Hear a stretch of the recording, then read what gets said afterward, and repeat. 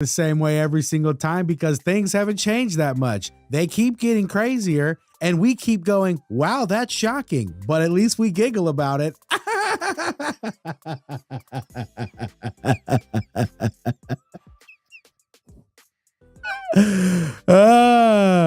Everything's fine. Everything's totally fine. No, our kids are not going to all gender friendly, all age friendly drag shows. They're not. It's fine. No, we're not letting our kids lop off their genitals, you weirdos.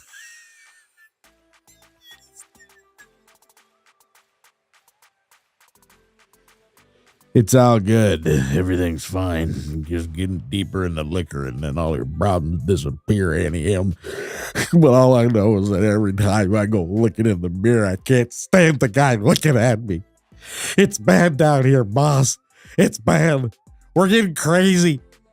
Our pets' heads are falling off.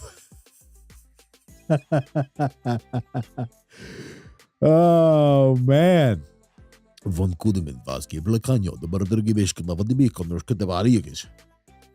for all the Ukrainians that I probably paid for to have this channel this week. I don't know. I've definitely given them $100 by now with my taxes.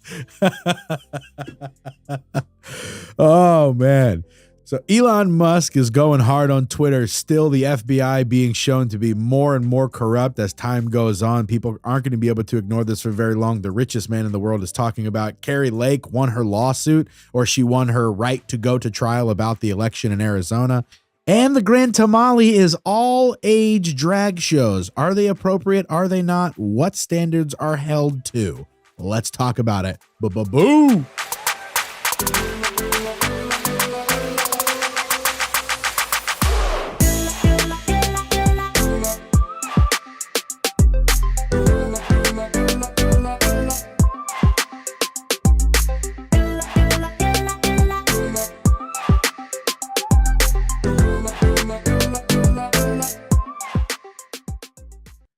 First off, have you guys heard about the harm reduction methods that they're trying to do right now? There's all these posters and billboards and things like that they've purchased, the state, with taxpayer dollars, that are basically incentivizing, or not incentivizing, but attempting to not shame, legitimate drug use. Like, I mean, like meth and heroin. Like, they're like, hey, it's not bad that you do drugs. It's bad that you do drugs by yourself and in doses that aren't safe.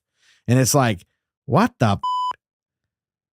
Do y'all remember what they did to us when we were in school with the nicotine campaigns? Bro, it was like every other fourth commercial on Nickelodeon was the commercial about, like, what do you think, I'm crazy to smoke? Only losers smoke. Only losers smoke, you dumb little bitch. What's that? You're in third grade. You look like you might try tobacco sometime. Dig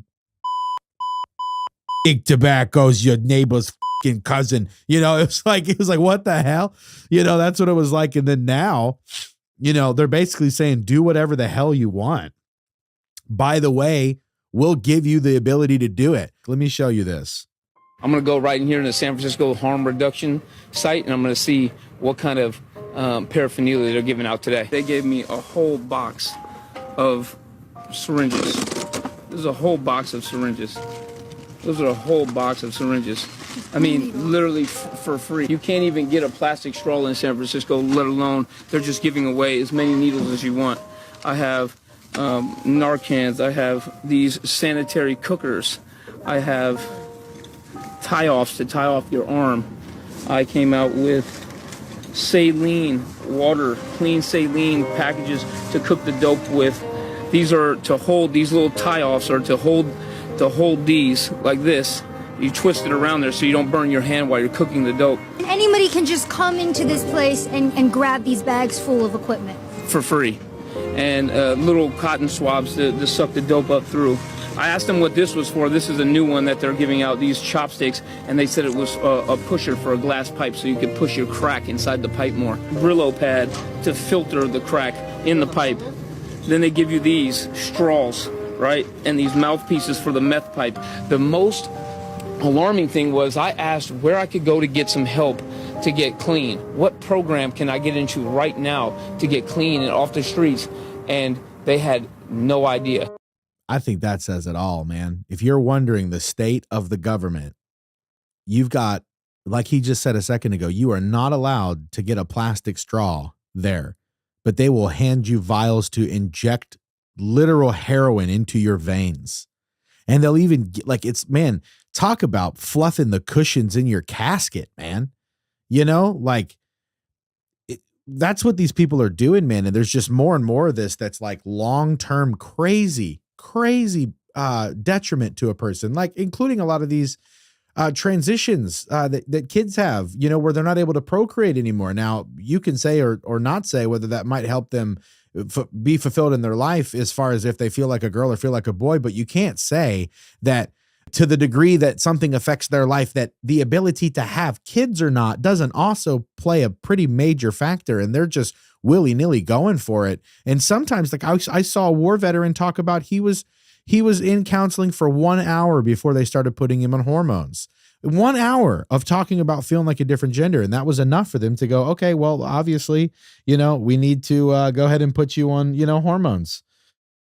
Within an hour, dude. Could you imagine if somebody sat down with a 5-year-old and at the end of an hour-long conversation, you know, because I've heard this happening too. I just named the war vet then because I knew his face from the last couple of weeks, but I've read books When Harry Met Sally, actually, or When Harry Became Sally. I got it right here. Check it out. When Harry Became Sally. This is a book about responding to the transgender moment. It's actually a really good book, everybody. If you're looking to get specific examples, if you're looking to get specific examples of like how what happens to people, they have so many examples in this book of personal testimonies of people that are like, look, they talked to me for 1 hour, 2 hours, and then I started taking hormone blockers and pills. And it's compromised the ability for me to procreate and stuff like that. And it's just, there's not just one argument to this, man. And these, you know, what's happened is just a crying shame. You know, when we were younger, they like shamed you to death for doing things wrong. In some culture, shame is good. Like sometimes you want somebody to say, hey, if you keep staying this fat, Ross, you're going to die of a heart attack in your 50s. You know, like I was obviously way fatter before, but like, and that's a little bit of an over exaggeration, but it's still like, I would rather somebody tell me that than say everything's, you know, don't worry, everything's good as long as you're happy. It'd be like, no, you know, what's not happy? Having 25% less of life to enjoy. And I feel like a lot of these government entities are pumping in information and giving people the ability to cushion the casket just to put people in these things and help them die. And like we talked about last week with that Canadian thing that was going on, where the Canadian government was saying that they wanted to offer suicide for people. And then they even did an ad for it. Look at this ad. Last breaths are sacred. When I imagine my final days, I see bubbles. I see the ocean. I see music. Even now, as I seek help to end my life, there is still so much beauty. You just have to be brave enough to see it.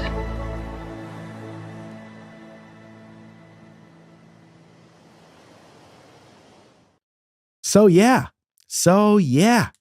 it's weird, man. So not only are they cushioning the casket, they're like, do you want us to shoot you or do you want to kill yourself? I know it's not funny, but like, what am I going to do? You know, not laugh about it? Like, this is weird, man. Like, you know, like all these billionaires and these people that get together and they talk about there being too many of us. You know, it'd be one thing if I was like walking out of like a gas station and I heard two homeless guys on the side of the corner being like, man, there's too many damn people on this street, man, you know, or whatever. And then like, yeah, there's too many people on the planet. You know, we should, they got too many of them. We need to get rid of some people. I'd be laughing and be like, yeah. But when billionaires who all hang out together and control like 30% of your food production and like large scale components of an entire society is under their control. I don't want to hear those guys talking about there's way too many of us.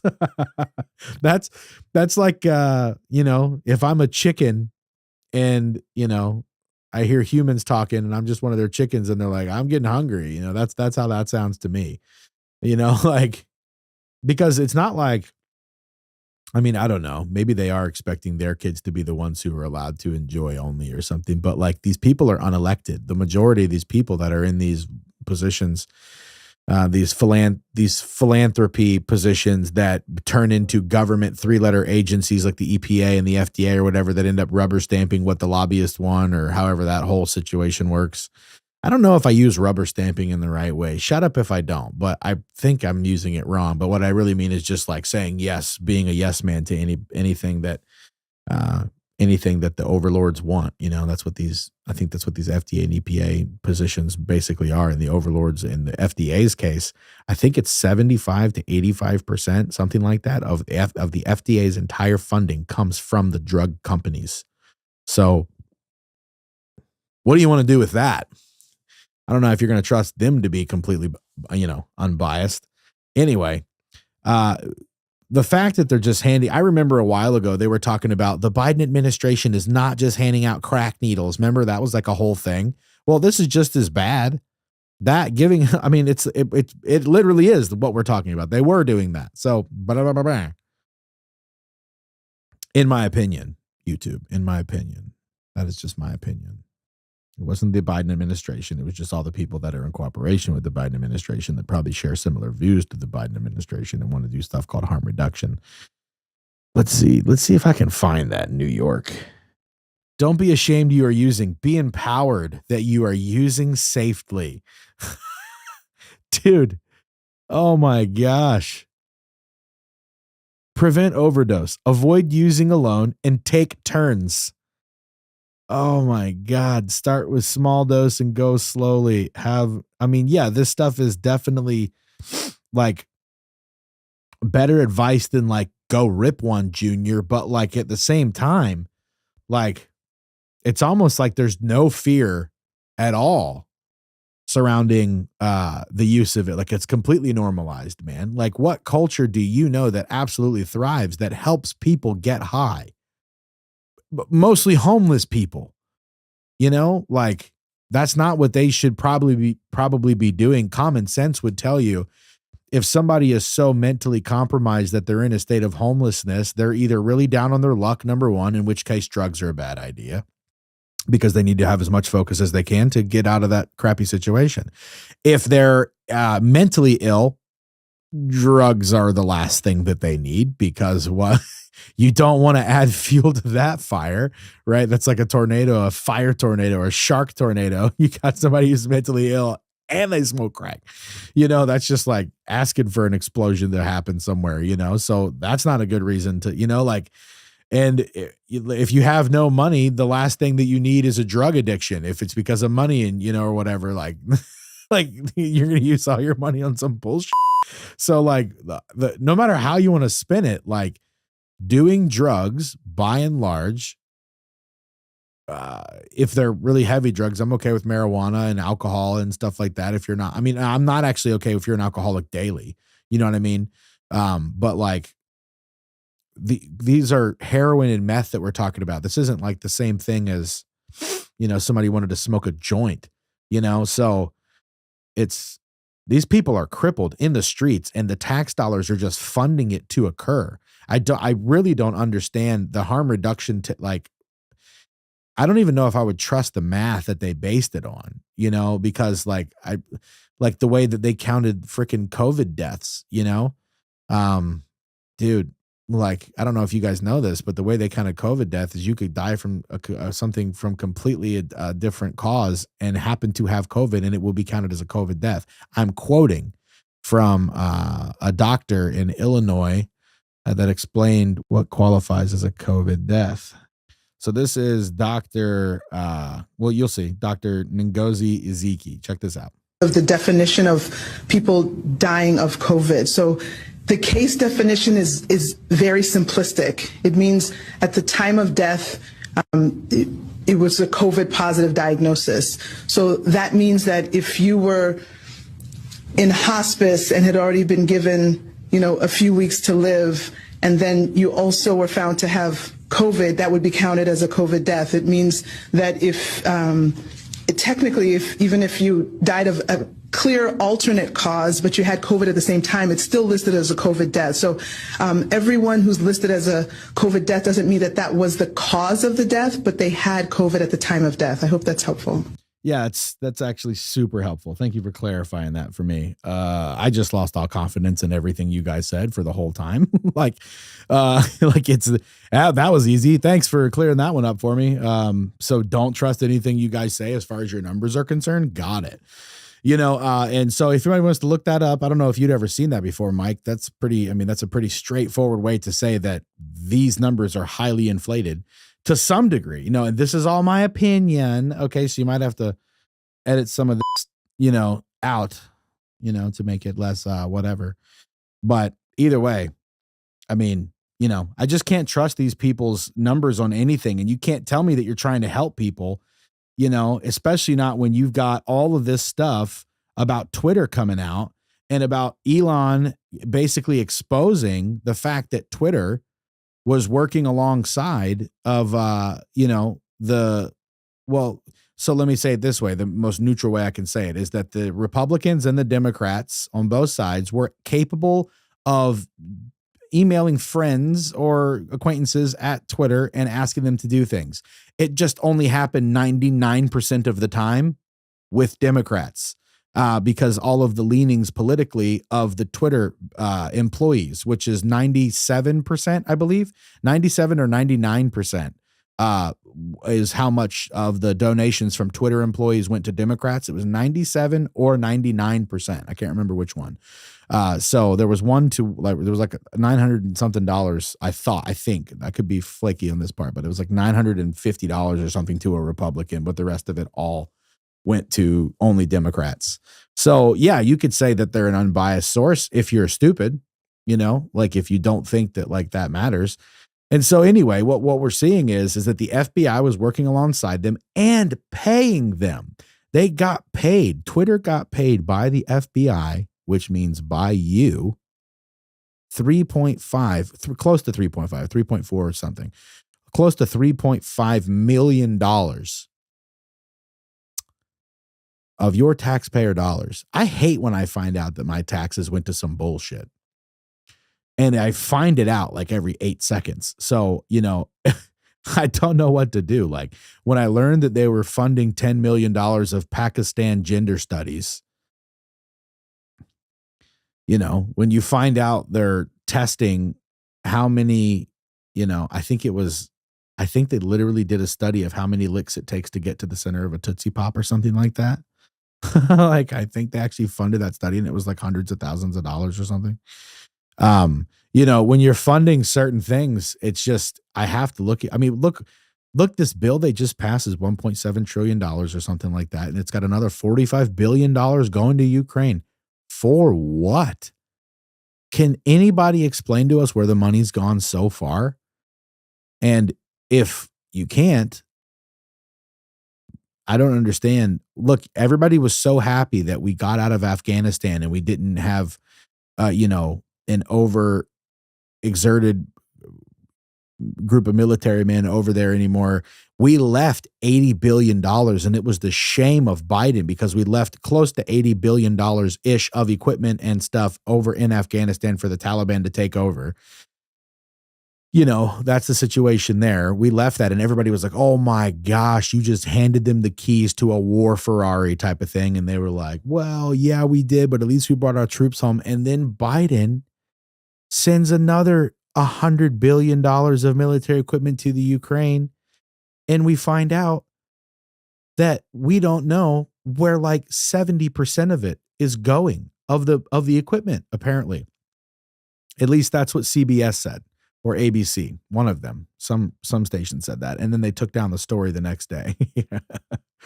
Brilliant. But anyway, so, I look at all these things and I just get worn out. I get worn out of with it, but not so worn out that I lose my spirit, because at the end of the day, a lot of this stupidity and the stuff that's going on can't stand in the face of like just regular life. Meaning, like if seven people were in a random store with you and it got locked down, like, oh no, you guys have to stay in the store for like a week, right? And all of them were hard liberals. By the end of a week, none of them would be hard liberals, because regular life dictates against not liberal, leftists. If there was leftists, only like one of them would remain, and that was a person who was emotionally damaged in his life, and so he thinks that communism's the way to like get back at his dad or something. I don't know, but what I really mean is, if you just have a week with them, the leftist ideas and hatred and vitriol towards like regular, Americans and white people and stuff like that, all of it goes away if it's not being perpetuated by the media and antagonized in order for it to exist. Basically, it's not easy to have that exist because there's just too much. There's too much. It costs too much to dislike people. If you're just left alone, if there was an EMP and everybody's electronics went out and you just had to go talk to your neighbors again for like a week, everybody's hostile tensions would drop by like 60 to 70%, maybe more. For some people, definitely more. Because some people are so over infatuated with politics that that's like their identity. The hardcore leftist ideas that we are being subjected to as the norm don't last in a civilization. If you just be normal, normalcy takes them out, because they'll be like, oh, I'm too exhausted to give a shit if I have a plastic or a paper straw. Which one's cheaper to make? Like if you remove comfort, they go back to doing normal shit. Which I think is how they've come to be, is that the West is so comfortable that you can exist without having to have calluses and without having to have done much, and people will still give you a microphone. And if you have millions of dollars behind you, people will pump up what you have to say, and you just have to say what the people who gave you the millions of dollars to put behind you want you to say, which is basically what happens.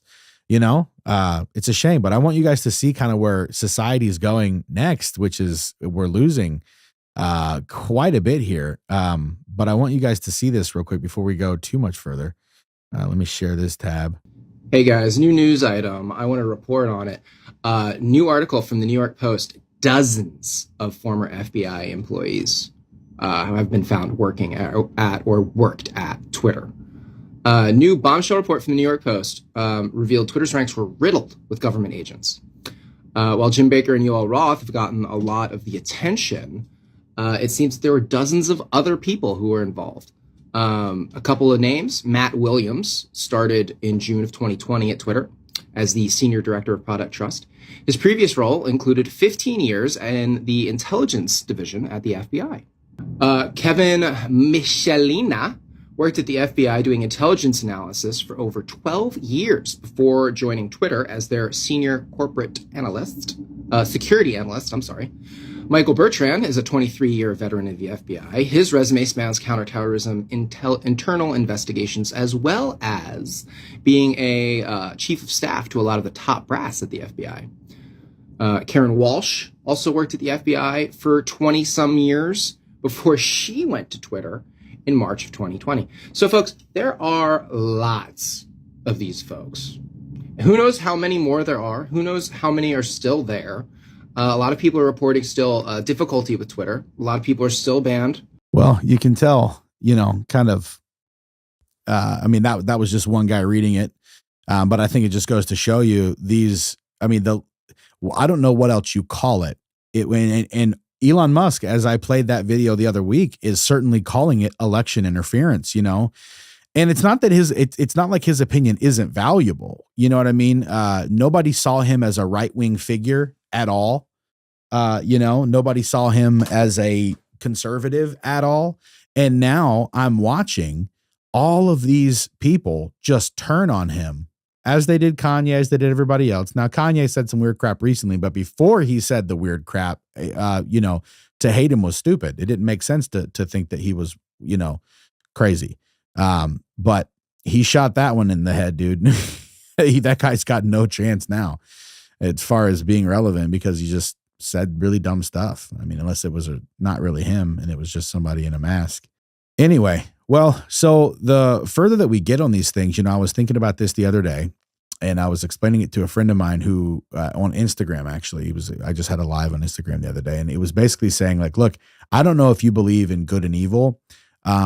And I don't know if you want to believe in God or not. If you're a conservative and you don't, or not conservative, but if you're a person who believes in actual liberty and wants liberal ideas because you think that provides the best way to have the least amount of human suffering because you think human choice is important and you like the Bill of Rights or the Constitution, whatever, right? You like those things. So good.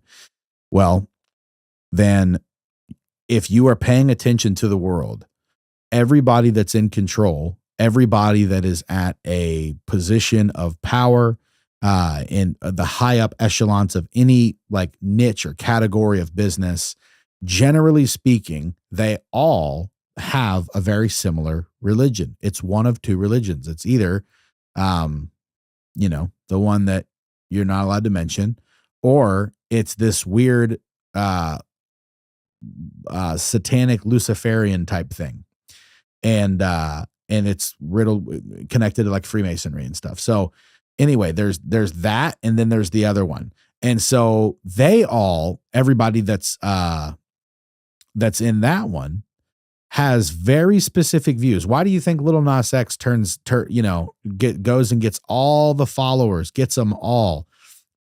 And then after he gets all these followers, they parade him around to all the schools. I want to take my horse down the old down road or whatever, right? He gets all these followers, thousands and thousands and millions of kids.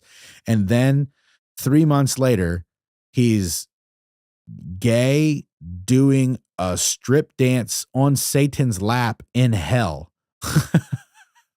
So I'm not saying, that just came out of thin air. Maybe Lil Nas X wanted to be super duper like off the wall crazy and try that out, right? But that's interesting because Megan Fox and Machine Gun Kelly both recently are all about drinking each other's blood and doing weird rituals and things like that. That's weird. How's that happening? And then you've got all of these other celebrities that have come out basically and said that they support the same thing. And I don't know how many more examples. I mean, Cardi B, Lil Nicki, you name it. All these people have been on the records talking about, having to sell their soul in order to accomplish X, Y, and Z. So, I'm not making this stuff up, there you go. Like everybody that's in power and that's way up is believing in the dark side. Whether you want to believe if the force is real or not, everybody that acquired their positions of power did so by doing weird stuff behind closed doors. Look up spirit cooking if you don't believe me. Look up that, and then you'll come back here and go, wow, all right, Ross was right. All the politicians, all the big players, anyway, they do weird stuff. So if you don't believe in the good side yet, or you don't know what you're fighting for or what you should be caring about, there's a good place to start. And because if you don't realize that this is spiritual and this is basically, at least there's a component of it that is, right? I want to show you guys something real quick. Okay. Maybe you don't believe it's spiritual yet. Let's play this next clip here. I want you guys to see where we're at as a society. Can I ask you a question? Do you find this to be age appropriate for your children? Yeah. I mean, I'm a little more, I'm not as conservative, but I mean, really, it's not any different than, Disney, they have similar things. Like, it's really not that far from it. I had sex with my father's boss in my father's office. Honestly, I'm body positive. Minty fresh. Do you find this to be age appropriate for children? Do I find this to be age appropriate? Yeah. For my child, yeah. Hello, are you reaching for my titties? Are you hungry? Do you mind me asking how old she is? She's 12. 12. She knows about sex, and she doesn't see sex. Yeah, she kind of sees simulated sex in the show. She goes to school. She sees simulated sex all the time. You know what I'm saying? It's exposing sex to them too young. Honestly, because there's this is a little bit more forward, but there's innuendo and all that kind of stuff in Disney. Shrek, we're talking about, are you compensating for something? There's a lot of things that they don't necessarily get. be. I mean, it is sexualized, but like it is what it is. I just think it's the stigma around it that's, which they don't care. I've raised them not to care. The stigma around what? Around, different sexualities. It's just, that's not any different than, straight people. Another big riot. So you don't worry that this is like ruining her innocence or anything? No. She needs to know what's appropriate and know when to say no consent and what's appropriate and what's not. And how will she know that if she doesn't see it in a safe way? So this show will show her what's appropriate and what's not, you think? No, not this show, but we will teach her over time. She's fine. She'll be fine. Man, that's heavy, dude. That's heavy to watch. I mean, what the heck? What the heck parent says this is totally fine? It's basically a strip club. That was a strip club. You took kids to a strip club. I don't know. Like, if you don't think that that's spiritually bad, if you believe in even spiritual stuff, fine. Do you think that's morally going to degrade the children at a faster pace than it should, than if they were just studying puppies and flowers? If the answer is no, then you're probably somebody who thinks everything's relative. Well, like, sex is actually just a construct as well. Okay, you could say that. Do you know the brain damage that happens, the neurological, psychological disorders that happen when children are exposed to sexual behavior at an early age? There's actual issues that happen in the brain because their brain like isn't ready to like learn that type of stuff. That's why they say it like takes your innocence. It's because there's a component where it switches over in your mind and you're different after. I mean, hell, anybody you ask before they knew about sex and after they knew about sex or sexual stuff, it's a different time in your life mentally, and I just, like we talked about earlier, they're padding the cushions in the coffins in so many different ways to what a healthy society should be. They're just taking our entire culture and just padding the cushions with it. I'm not saying that if you're an American and you want to go do free sexual things with consenting adults, oh, that's fine. Go do you. I'm not saying you shouldn't do what you want to do as an American. Now, as a believer and somebody that cares about morality and like the decline of a civilization, I would say you should be way more careful of that and choose your sexual partners very wisely, in my opinion, after a severe commitment. Hopefully marriage has been made, so that way everybody has the least amount of damage that's done to them. But like, relationships are going down the in this country. And a lot of the reasons that relationships are so bad and that men don't want to be with women and women don't want to be with men anymore is because we have been sold a bill of goods by our cultural overlords that basically determine what we're supposed to think and then pay celebrities to make us think those things. Which is why every time that something happens, all of your favorite celebrities sound off on some political social justice but none of them said a word about Balenciaga because they were told not to say a word about Balenciaga, which is obviously a way worse, like they want to talk about how bad it is for like straws to go into the ocean. We just dropped like 45 billion masks or something. I don't know what the number was, whatever it was crazy. I just read it is now in the ocean, way more than like as many as people or something. I read it was like, holy crap, so they wanted to freak out about that. They haven't said a word about the straws. And then when Balenciaga is actually messing with kids, and putting them in to the point where Balenciaga deletes their own Twitter and basically apologizes large scale for what they did. So it was obviously an infraction. Even they admitted it. So, they do something like that. And then the celebrities don't even mention it. It's pretty bonkers. But before we go, I want to show you guys this last clip out here, because I don't know that Trump's going to actually make it into office. But if he does make it into office, some of the stuff that he said the other day was pretty good. And I wanted you guys to hear it. I didn't like the fact that he just started selling NFTs, but it was chess, not checkers, from what I understand, because there was some cap for what the IRS can look at. Something. I don't know. It was cool though. And we'll see. We'll see what happens in the long run about that. But let me show you guys this last clip of Trump's big speech that he did that was really great. If we don't have free speech, then we just don't have a free country. It's as simple as that. If this most fundamental right is allowed to perish, then the rest of our rights and liberties will topple, just like dominoes, one by one. They'll go down. That's why today I'm announcing my plan to shatter the left-wing censorship regime and to reclaim the right to free speech for all Americans. And reclaim is a very important word in this case because they've taken it away. In recent weeks, bombshell reports have confirmed that a sinister group of deep state bureaucrats, Silicon Valley tyrants, left-wing activists, and depraved corporate news media have been conspiring to manipulate and silence the American people. They have collaborated to suppress vital information on everything from elections to public health. The censorship cartel must be dismantled and destroyed, and it must happen immediately. And here's my plan.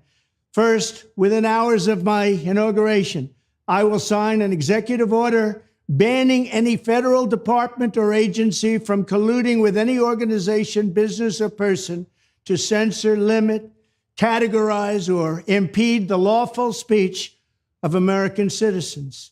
I will then ban federal money from being used to label domestic speech as mis or disinformation. And I will begin the process of identifying and firing every federal bureaucrat who has engaged in domestic censorship, directly or indirectly, whether they are the Department of Homeland Security, the Department of Health, Human Services, the FBI, the DOJ, no matter who they are. Second, I will order the Department of Justice to investigate all parties involved in the new online censorship regime, which is absolutely destructive and terrible, and to aggressively prosecute any and all crimes identified. These include possible violations of federal civil rights law, campaign finance laws, federal election law, securities law, and antitrust laws, the Hatch Act, and a host of other potential criminal, civil, regulatory, and constitutional offenses. To assist in these efforts, I am urging House Republicans to immediately send preservation letters, and we have to do this right now, to the Biden administration, the Biden campaign, and every Silicon Valley tech giant, ordering them not to destroy evidence of censorship. Third, upon my inauguration as president, I will ask Congress to send a bill to my desk revising Section 230 to get big online platforms out of censorship business. From now on, digital platforms should only qualify for immunity protection under Section 230 if they meet high standards of neutrality, transparency, fairness, and non-discrimination. We should require these platforms to increase their efforts to take down unlawful content such as child exploitation and promoting terrorism, while dramatically curtailing their power to arbitrarily restrict lawful speech. Fourth, we need to break up the entire toxic censorship industry that has arisen under the false guise of tackling so-called mis- and disinformation. The federal government should immediately stop funding all nonprofits and academic programs that support this authoritarian project. If any U.S. university is discovered to have engaged in censorship activities or election interferences in the past, such as flagging social media content for removal of blacklisting, those universities should lose federal research dollars and federal student loan support for a period of 5 years and maybe more. We should also enact new laws laying out clear criminal penalties for federal bureaucrats who partner with private entities to do an end run around the Constitution and deprive Americans of their First, Fourth, and Fifth Amendment rights. In other words, deprive them of their vote. And once you lose those elections, and once you lose your borders like we have, you no longer have a country. Furthermore, to confront the problems of major platforms being infiltrated by legions of former deep staters and intelligence officials, there should be a 7-year cooling-off period before any employee of the FBI, CIA, NSA, DNI, DHS, or DOD is allowed to take a job at a company possessing vast quantities of U.S. user data. Fifth, the time has finally come for Congress to pass a digital Bill of Rights. This should include a right to digital due process. In other words, government officials should need a court order to take down online content, not send information requests such as the FBI was sending to Twitter. Furthermore, when users of big online platforms have their content or accounts removed, throttled, shadow banned, or otherwise restricted, no matter what name they use, they should have the right to be informed that it's happening, the right to a specific explanation of the reason why, and the right to a timely appeal.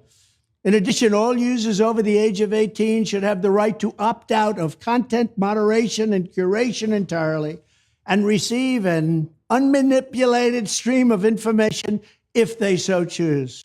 The fight for free speech is a matter of victory or death for America and for the survival of Western civilization itself. When I am president, this whole rotten system of censorship and information control will be ripped out of the system at large. There won't be anything left. By restoring free speech, we'll begin to reclaim our democracy and save our nation. Thank you, and God bless America. Oh, I mean, if there's something you're looking for, that's a good paragraph to hear. I know it was long, but that's what you want to hear, man. If all that stuff actually happened, that would be great. I just don't know that they're going to let him ever get back in again. And I don't know there's anything I can do about that besides tell more people to vote and tell more people to watch when they vote to make sure they can't cheat. Okay, everybody, that's another episode of the Ross DeBoss Show. It was good you hanging out with me for a little bit. Go to rossdeboss.com. Check out my news site that's there. Go to Spreely.tv. If you want to get the app, go to Freedom Hub. Go to your app store and type in Freedom Hub. Get the app, download. You can find my videos there. Go check it out. I've switched over to Spreely Media now. They've really helped launch a lot of things for me, so I'm excited about what that's going to look like in the future, and excited to partner with these guys and can't wait to give you guys more. So God bless. Talk to you soon, and keep watching Ross the Boss, baby. We'll keep you giggling.